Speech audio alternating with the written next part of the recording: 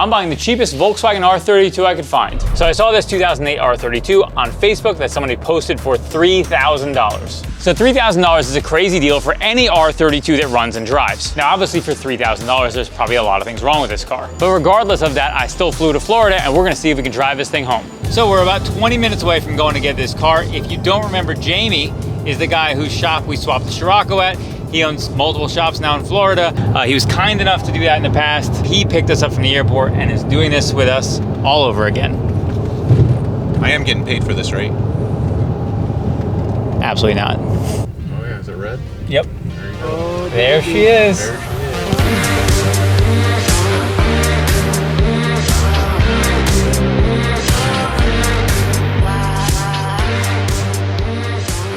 But he said it starts, so. Oh no. Oh, no. So close. I mean, nervous there. Did you buy it as a project? Is that what happened? I bought it as a daily. Okay. I always liked the car. Yeah. And then just with the normal wear and tear at the age, I got over my head. Yeah, so it nickel and dimed you to death until... Yeah, so I got the chains and everything done, all the sensors redone, everything. Oh, so you did chains on this? Yeah, just did them. Wow, okay. And then on the way home from my dad's house, the transmission started me, like hard shift from second to third. Yeah. Hard. It'll rev up a little bit, I'll let off the gas, yeah, and it'll shift to the next gear, and it's fine. Yeah. So, but I can drive it like that, that's no problem. I wouldn't drive it, but I'm afraid of being stuck in the middle of nowhere. Oh, I'm never afraid. that may not be because I'm dumb, but... Big thanks to Jeremiah who sold us this car. He was super straightforward with all of the problems on this car, which we're about to show you.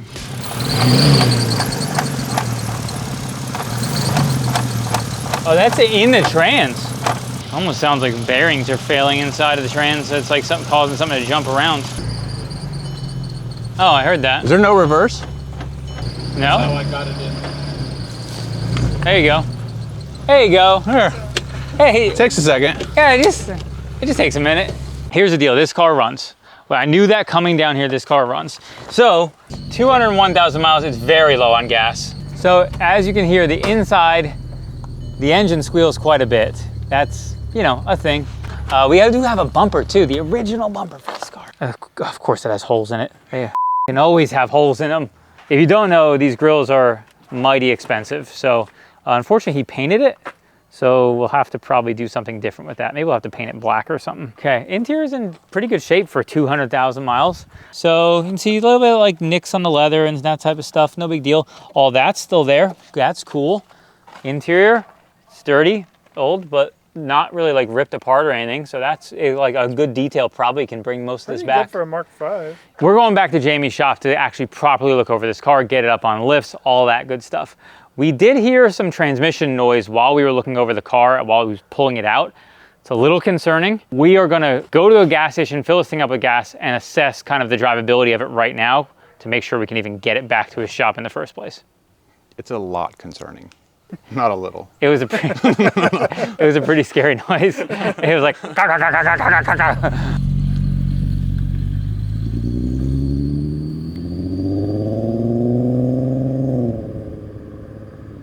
so the transmission does not sound good.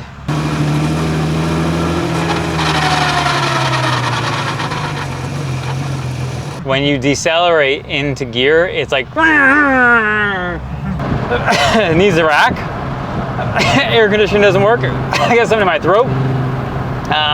Could be from this car, possibly. How was your 1.6 mile road trip to the gas station? It actually wasn't that bad. The power steering is a real problem. Real problem, like there isn't any? It's worse than there isn't any. Like hard to steer even when you're driving. So it's a little heavy. It's still drivable. Like it's not, it's just like if you got a sharp turn, you better. I hope you've been lifted lately. Yeah, I mean, the gas station has a convenience store. We can see if they have an extra transmission for a Golf R in there. Hey, who's that? She's looking at your car. Is that, oh, she is looking at my car. Hey girl, is that Jennifer Lopez? It's J-Lo. It is J-Lo. It appears as though it was overheating. Looks like it's leaking out. Well, it is because it bubbled over. Did I not tighten it all the way down maybe? Nope, it was tightened all the way down. I think it's the wrong cap. Yeah, that ain't right. That's why it's bubbling over. That's the wrong cap. It's not holding any pressure. Okay, There's an Advanced Auto Parts back there that we just passed. We're gonna take the old trusty, reliable BMW.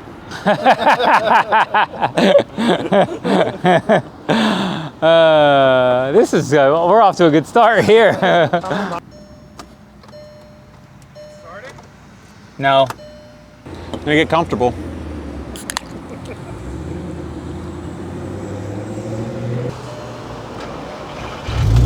Hey, it just needs a little bit of coercion.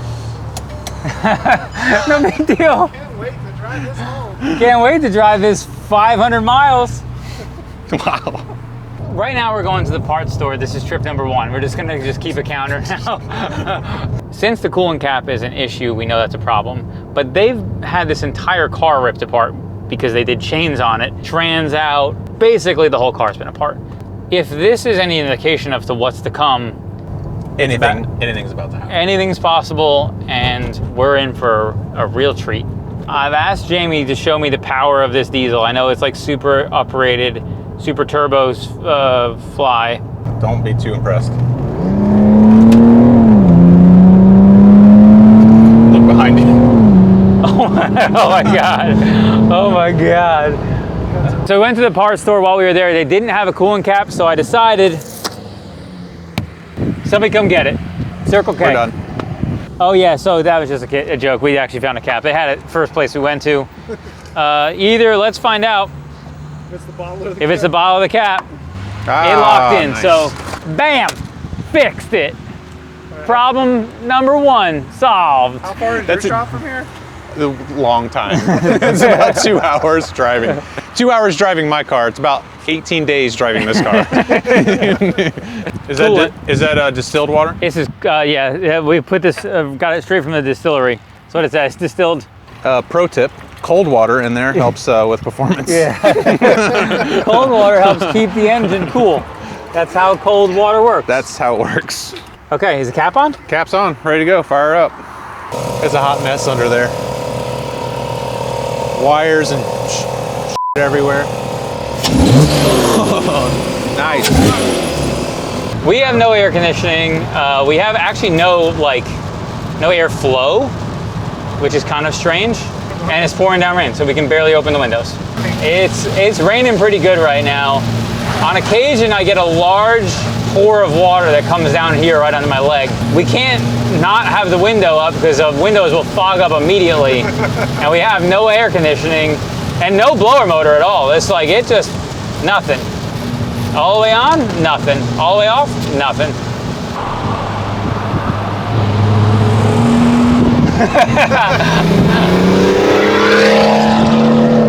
I was really worried earlier, like very worried, that like we weren't even gonna make it back to Jamie's shop. It feels pretty good right now. The steering is heavy, but the car runs good, pulls okay, shifts fine. If a trans is gonna blow up, it's gonna blow up. Let it blow up. We've been driving the car for about 2 hours now. Other than hunting idle, nothing really to speak of. Heavy steering, hunting idle, drives fine. We're gonna make this thing to drive 10 hours. We haven't looked at it yet, so yeah, I might change my mind. So we are now at Jamie's shop to look over this car. As you can see, it's a beautiful facility. It's very fancy. Paul thinks he's gonna make it 600 miles back, and I think we need to look at it before he takes the road trip back. We wanna make sure it's safe before he leaves. I make dumb choices, and then I say, hey Jamie, you mind helping me with this stupid thing I did? And then he says, all right. For some reason, I keep saying yes.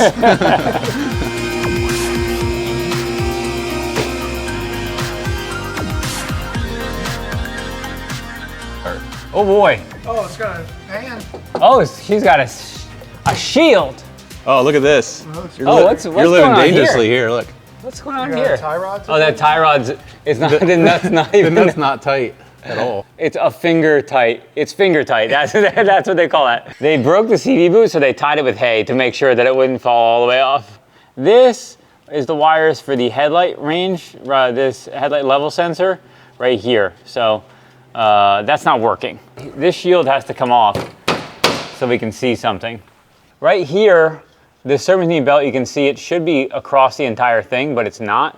It's cut here. Now, is it cut because of damage that happened because we found a pulley up top that's messed up? Or Did they put the wrong belt on there? There's a lot of connectors that are not Oh, plugged that into one's- things. that- Here's one. Here's another one. The secondary air pump's just not, straight up not there. Right here, this is where a secondary air pump would go. It goes in here, where my fist would be. This is where a secondary air pump should be. That is an adjustable rear control arm. If you see the end here, you can allow it to go in and out to give you camber adjustment on this wheel. And if you look here, it's got 034 subframe inserts. And then, 034. oh yeah, sorry. This is stock suspension, must have been put back in it at some point because it is riding like a pickup truck and the rest of these things don't match with that being the case. If you look here, when they did the aftermarket cats, they twisted the living hell out of these oxygen sensor wires, which I guess is potentially these wires are messed up because oxygen sensors tend to be pretty sensitive. Initial inspection is over. We're gonna scan this car to see what we find inside the control modules. I should have brought an OBDeleven. Not a shameless plug, no shame at all. Buy one from our site. They're perfect for you. I should have brought one with me, but I'm stupid. So don't be stupid and buy one. Transmission fluid pressure low, upper limit exceeded. Power steering control, no signal. So when the trans came out, they probably pulled down the subframe, which means they probably unplugged the steering rack. Either A, something's unplugged, B, they damaged the wires, or C, it has actually a bad steering rack. Look at all these active codes. Air conditioning system, would you just look at that? Steering columns, electrics. So that's concerning too. We can't communicate with the steering rack, which is also the module for the steering. I followed the wires up, and so this is your power for your power steering. It comes up, and we're missing a fuse. And so basically what happens is the power goes from this block through the fuse to this wire. But this wire isn't connected to anything at all. There could be a problem or a short. On the circuit, you think? And so they just removed the fuse? I mean, why else would it be missing? Well, we could jump it and find out. We didn't start the fire. It was always turning since the world been burning. Jamie isn't this excited about this. I'm going to do the right thing and Okay. look up the right wiring fuse? harness and find out what size fuse is in there and see if I can't locate a fuse. Jamie's dad might have done it. No way. That's 100 amp. Oh, it, the 100 amps good enough. If we jump it and it's shorted, we could set the car on fire, like actually. If we put 100 in it and it's shorted, it will pop this before setting the car on fire. Here we go, 100 amp fuse. Oh, jeez. Oh, God. We should have disconnected the battery. You got rubber gloves, you're fine. Yeah. It's got a fuse now, so we can start her up and try to steer her up and see. Steer her up. No, that's still pretty much the same. Let's clear the faults. Well, let's see if we can even communicate with it. Yeah, let's try that first. Well, it's safe to assume the power steering has not been improved at all. So it looks like we're driving home with no power steering, and while inspecting the car, we found this gigantic wolf spider.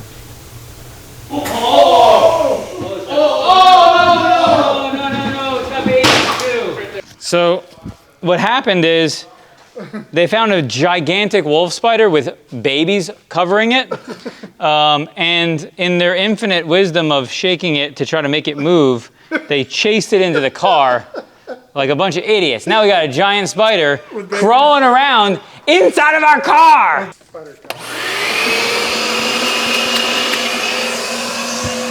Okay, Where is he? I don't know. Give me. Oh, I see him. Oh, he went that way. Hold on. I got it.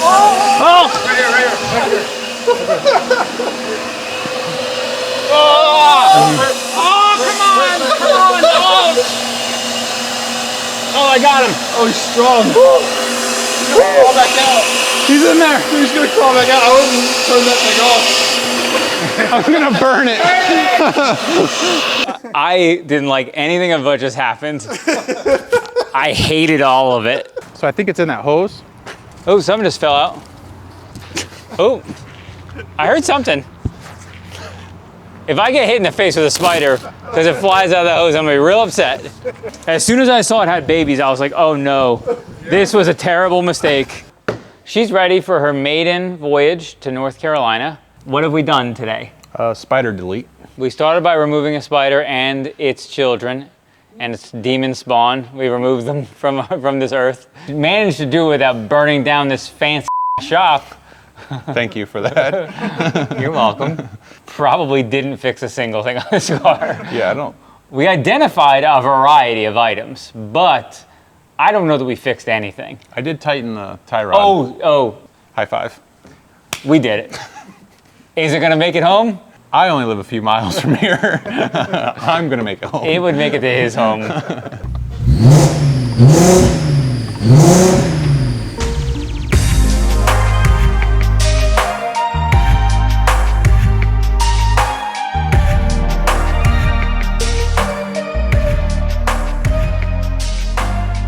Last night we went over the safety and mechanical issues with this car. We determined it to be safe enough for us to attempt to drive it home. We fixed absolutely nothing.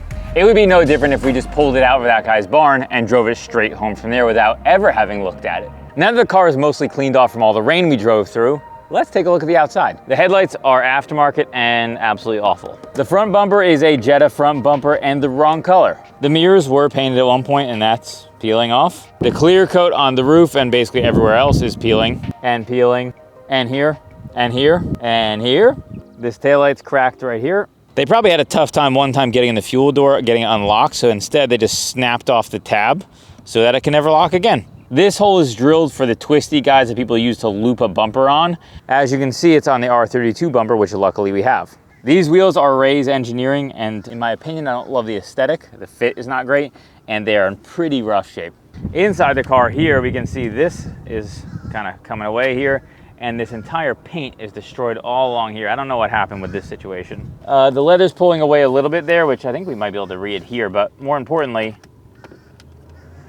this is just attached to nothing. So now the interior itself is actually in pretty decent shape for 204,000 miles. There's a tear in the seat there that needs to be fixed and a little bit of wear. But other than that, it's actually in pretty okay shape once it gets detailed. Now we got 500 miles to drive home. My main concern is that the transmission blows up. There's this very odd noise when you hit like decel in first gear. It's like, meh. And that's like mechanical transmission noise. It's very concerning. Okay, we're about 40 minutes in, no problems yet. We're gonna check back in as we go through this drive. My friend Charles, the home mechanic, is also picking up a Mark V that he's driving a far distance on. Let's see how things are going for him. Okay, so I just flew to Indiana to buy a car. Here it is. It's really rough, like really, really rough. I would show you more, however, the headlights don't work. So I need to get on the road so I can get to where I'm going or get as far as I can before it gets dark. The windows don't roll down, the check engine light's on, the airbag light's on, the lights don't work. I hope my wife doesn't see this, so it's gonna be good though. Hopefully it doesn't rain super long because we have no air at all, no airflow, so you can see it's dripping all over me. And it's hot in this car. It's hot and ready. I'm hot and ready to get the out of this car. We've been driving now, we have about 400 miles left to go. We stopped, we're going to get some oranges. Car's running great, no problems yet. All right, Nathan, orange review.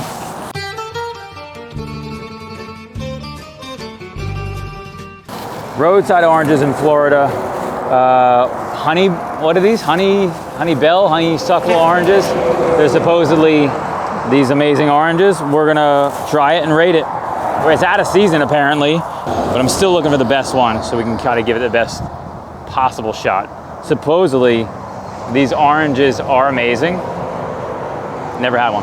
Yeah, I got orange peeling skills. I got it down. You go around the center, then Scalp it? yeah. I'm a skilled orange. I'm like a Florida man. I'm a skilled oranger. Not tart, very sweet.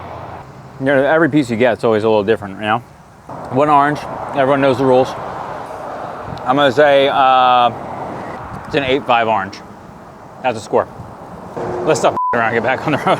After many hours of driving without any problems at all, it gave us the false sense that this car was good and we were home free. And then the transmission did this.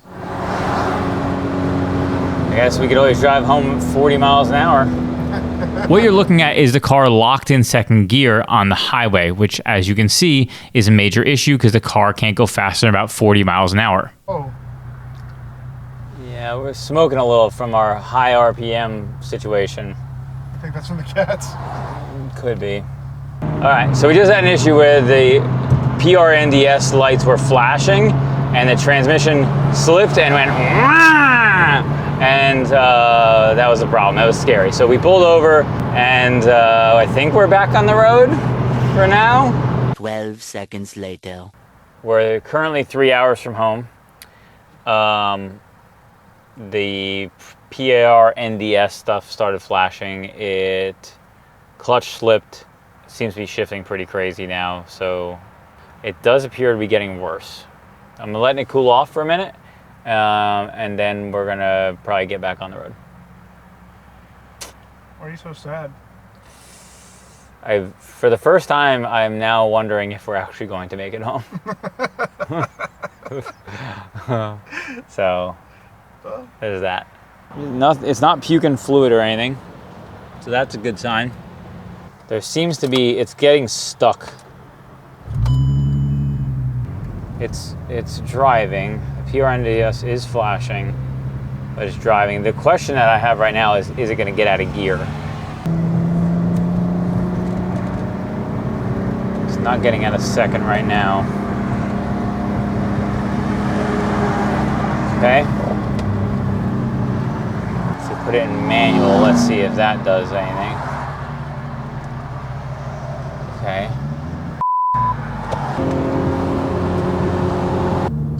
Definitely just shifting to third. Okay, that's not great. That didn't feel great, but it's shifting. Nice and gentle. Nice and easy, nice and easy. We're back on the road. We're in a gear. I'm not gonna switch to manual to see what gear we're in, but we're in A gear. We're doing 60 miles an hour. The brindle's gone? Brindle's gone for now. That's not permanent, I can promise you that. Okay, it's been about an hour since our previous incident. We've gone with no issues. We did get gas as we were getting off the exit. We had some harsh downshifts, but we went back going, no flashing, no nothing. We're on the road. Next time you hear from us, we will probably be pulling into the office and back at home. Otherwise, the next time you hear from us will be broken on the side of the road.